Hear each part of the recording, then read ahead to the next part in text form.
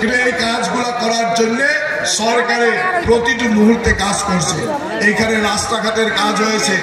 কিছুদিন আগে আমি আমার ক্যাবিনেটে, শিলচর ক্যাবিনেটে আমি সিদ্ধান্ত লইছিলাম যে বহরমপুরের জন্য আমি খাওয়া পানি, পেয় জলের জন্য সরকার কাজ করব। আর অলরেডি এটার ডিপিআর বাগারা যত করতে ছিল পুরো কাজ হয়ে গেছে। খুব কম দিনের ভিতরে ইলেকশনের পরে এটা টেন্ডার হয়ে যাবে। আর এইখানে বদরপুরে পানি ও পেয় জলের যে প্রবলেম, এই প্রবলেম তো সমাধান হয়ে যাবে। কারণ এই বদরপুরের রাজ্যে পদ্ম ফুলকে ভারতীয় জনতা পার্টিকে আশীর্বাদ দিয়েছে। আমার লক্ষ্য হলো যে আসামের প্রত্যেকটা অঞ্চল আগে বাড়তে লাগবে, প্রত্যেকটা অঞ্চলের উন্নয়ন হতে লাগবে।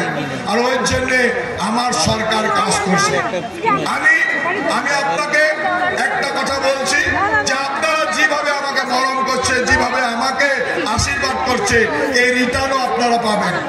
আজকে বরাক ভ্যালির প্রত্যেক অঞ্চলে উন্নয়নের কাজ এভাবে হয়েছে যে হিমন্ত বিশ্ব শর্মার নেতৃত্বে আপনারা সবাই আমার সরকারকে এইভাবে আশীর্বাদ করছেন।